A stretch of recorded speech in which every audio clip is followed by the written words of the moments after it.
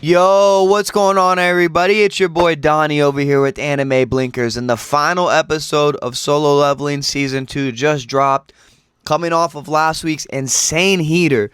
There's no way the season finale could top that, although I did enjoy this episode a lot, as I've done the entire season.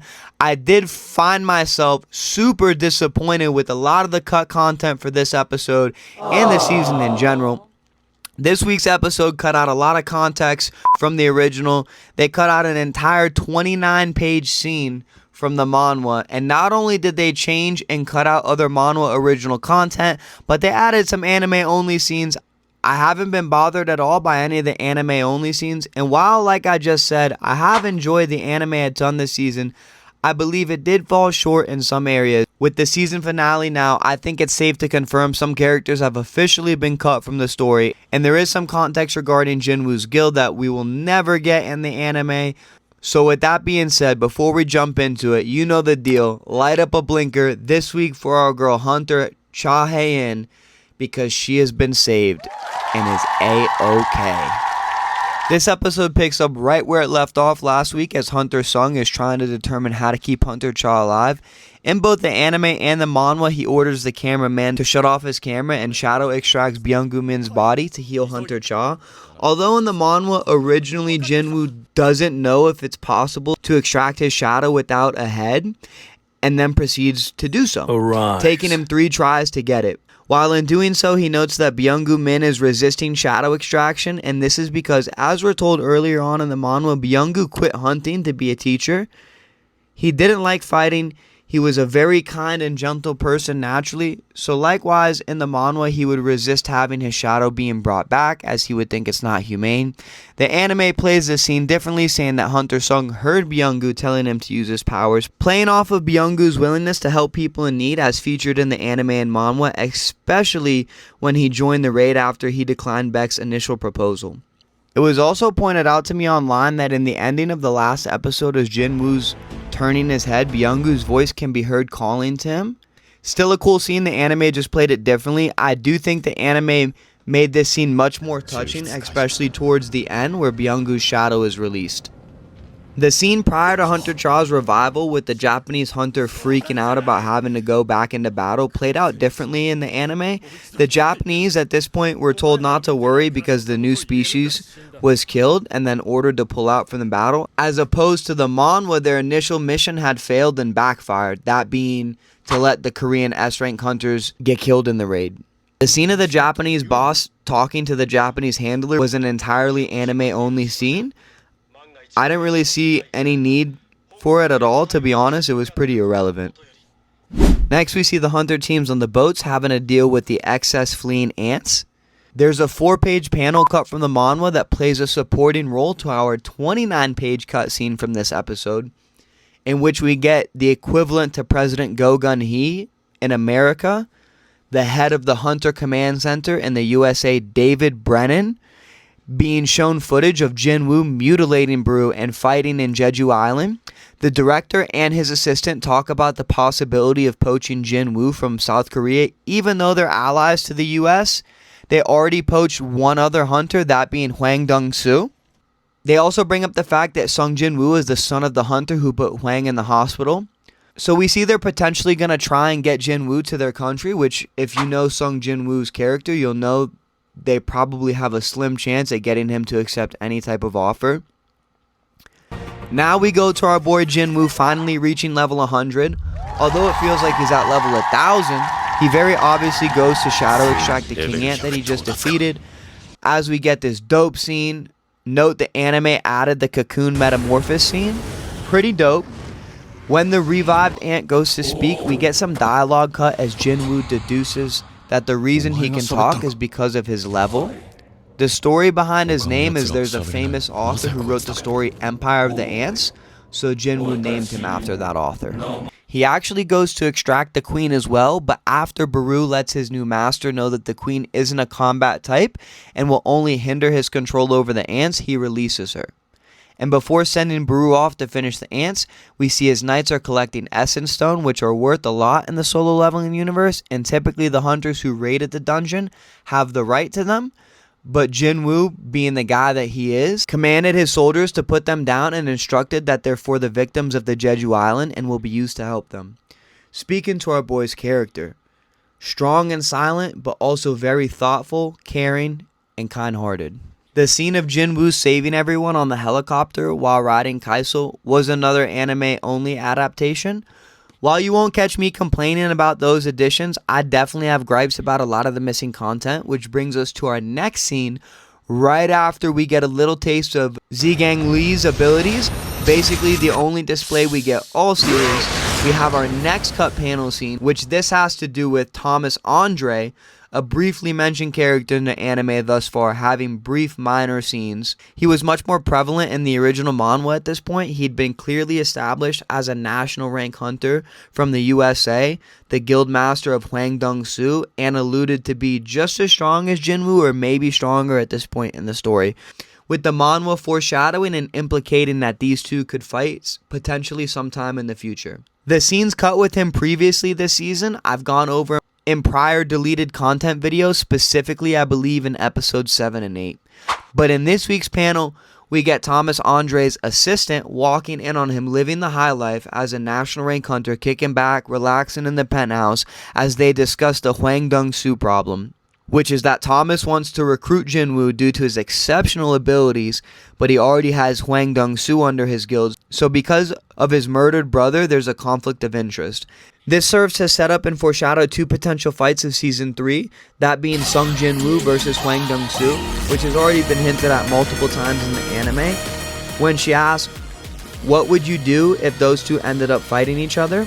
Setting up the next fight, Thomas Andre versus Sung Jinwoo, foreshadowed by his response, which was, Mr. Wang is a scavenger guild asset, and the scavenger guild is mine. There is no mercy for anyone who touches my property, not even the United States government. Also highlighting the clear power that national rank hunters have, being able to make statements like that like it's nothing to go up against their own government. As we move on to the funeral scene, we see some of the Korean people's criticisms of Jinwoo for not stepping in sooner, which was left out in prior episodes. We also get the small tidbit cut out where when Cha Hae-in looks at Jinwoo in the manhwa, she's actually blushing, and they catch this awkward eye contact at the same time. Little lighthearted, laughable moments like this, especially regarding Jin Ho's character, have been left out a lot this season. And this one in particular, I can't see why. If they're setting up the Jinwoo and Cha Hae-in romance, then I would see no point in cutting this out, as it's a small, cute, and intimate moment between the two. They do have a funny and slightly awkward love story at the beginning, if you couldn't tell already. After this moment, we get Sung Jinwoo approached by President Go Gun-hee as they sit down to have a conversation. In the anime, they start off reminiscing on the Jeju Island raid, the losses, and the accomplishments of closing it. President Go never asks what his plans for the future are. He straight up asks Sung if he's going to form his own guild, which in my other videos prior, episode cut content, we've already established that he is actively trying to form his own guild. That was the point of going into other raids with high-ranking strike squads, so he could learn how they operate because he himself wanted to start a guild. Before President Go Gun-hee tells Jinwoo in the manhwa that if he needs anything, the association will help him get it all done. He does ask if Sun casts a barrier around the Jeju Island because some of the workers collecting the stones passed out and have no memory. Now in the anime, the next scene shows us this very moment of the workers being incapacitated by a mysterious new threat. In the manhwa, you're shown the scene prior to Sung Jinwoo and Go Gun-hee's conversation because President Go asked about it during their conversation. Not sure the reason for the change, maybe just timing. They cut out small minor details here and there a fair amount this season from what I've noticed. So in this scene with these new enemies, some dialogue is cut from their conversation. The Beast guy says, "Look, like one of them is here. How about we get rid of that one first?" To which the Ice Elf looking guy says, "He doesn't want to get involved." Small foreshadowing cut, again scratching my head on this one. Now for the big one, we get a 29-page scene cut entirely out of the anime adaptation. I would assume that they would include this further on in the story as it does have major implications and relevance, but they would be changing the actual in-universe chronological order of this event. so I really can't say for sure. But basically, once Sung is leaving his conversation with President Go, he's approached by Adam White, senior agent of the Hunter Command Center in the USA. We met him in the 4-page scene earlier, and here he is making a move for our boy Jinwoo. There was a cutscene in a prior episode where Jin Ho said some American guy came looking for him. Well, this was that American. Just as we think his offer is going to get like every other offer Jinwoo has received declined, this man offers something interesting to Jinwoo and to the viewer, offering quote-unquote information that no other country or organization can provide. He states originally he was going to meet Sung alone, but after the Jeju Island raid, the other director wanted to meet him as well. Sung is about to decline his offer before Adam tells him that he has a quote-unquote upgrader, a supposed awakened being who can upgrade others, really sparking Sung's interest at this point. So he enters the car to see what it's all about. We then meet Michael Connor, the assistant director of the Hunters Command, who gets straight down to it and just shoots his shot, offering Jinwoo an American citizenship, angering Sung, who was only here for the being who can upgrade awakened beings. Mr. Connors informs Jinwoo that that specific person is actually there on site currently. As she walks in, we meet Miss Norma Selner, who is the only being in the entire world who can help awakened beings surpass their fixed limits. Our boy Sung notices her aura is different than usual, and they start to converse. She explains that all hunters have set limits and that they cannot surpass unless they have a reawakening, hence the rank system. She then explains she can increase a hunter's limit in 3 stages. The catch is only 3 to 4 people can receive this benefit a year.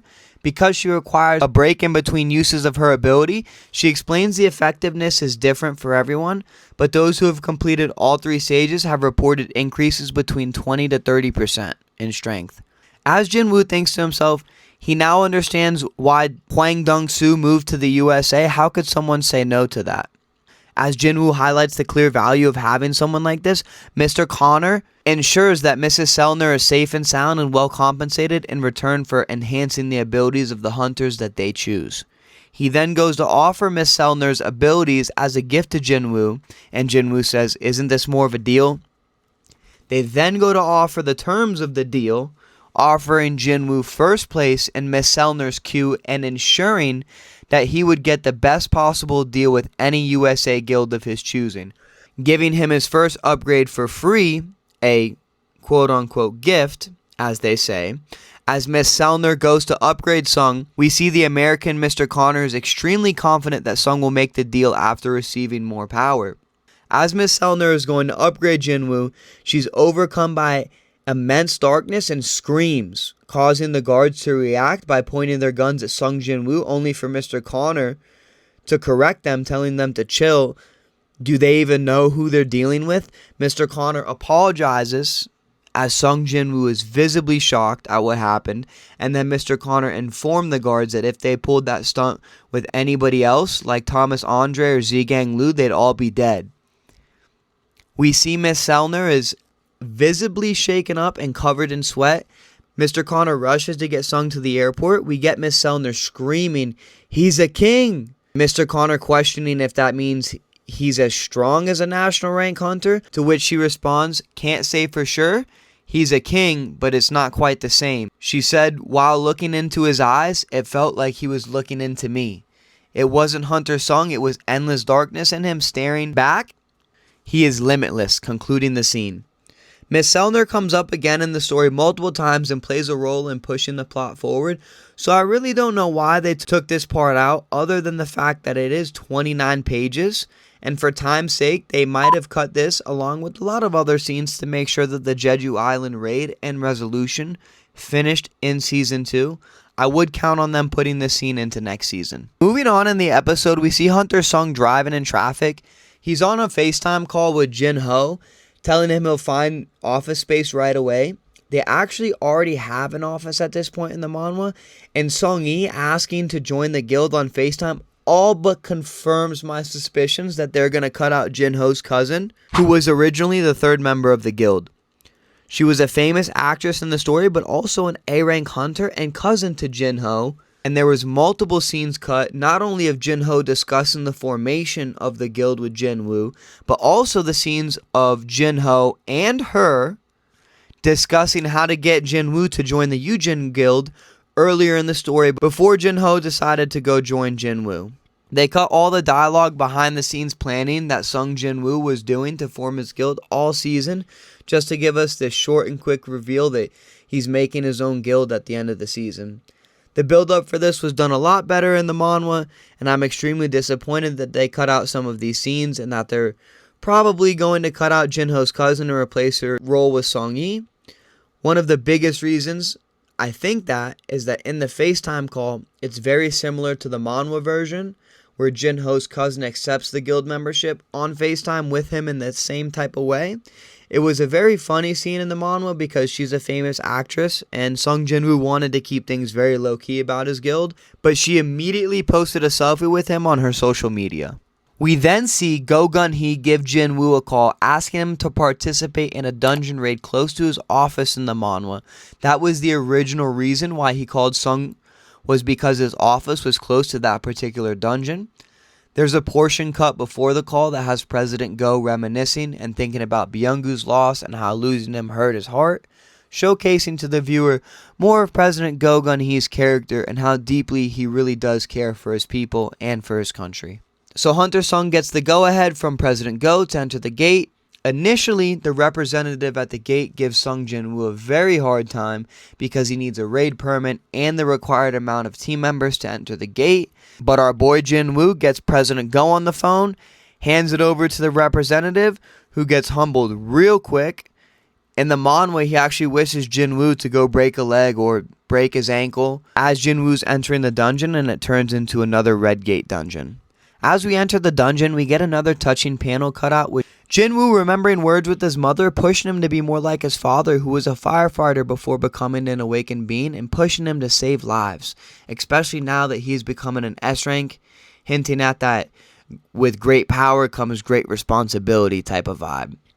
Again, I think the anime is great, but they do miss key, major, and minor details like this that just do a good job of expressing our characters' emotions. We do get another anime-only scene of Hunter Cha and Choi Jung-in after the funeral, where Hunter Cha is expressing her feelings of wanting to become stronger and to be able to stand side by side with Sung Jinwoo in the future. The manhwa only gives us her meditating. They give us multiple anime-only scenes with these two all season long. They're manhwa fan favorites and therefore have been included more in the anime adaptation, which I'm not opposed to. But going further, most of the S ranks in Korea besides Hunter Hae and Cha will only have minor roles to play. As you can tell, Sung Jinwoo has already outclassed most of them in strength by a long shot. In the ending images, it ends on Thomas Andre's face, foreshadowing a fight that I believe will come next season in Season 3. And that wraps up today's video, folks. All in all, I did enjoy this episode. I really enjoyed the season overall. I'm somewhat slightly disappointed at some of the content that they cut, but the animation overall has been phenomenal. Like, phenomenal. They've really brought the story to life, and I'm super excited to see what they do next season. Hopefully, Solo Leveling can maintain its anime production as well as it has been, and we will have another season in a year from now. Hopefully. I'll be giving more of my thoughts on an in-depth season review. Be on the lookout for that. And let me know, did you guys enjoy this season? Was the manhwa or the anime better? Were the fights peak? And if you guys like this video and want more Solo Leveling and manga content, be sure to drop a like and hit that subscribe button. Have a blessed day. Peace.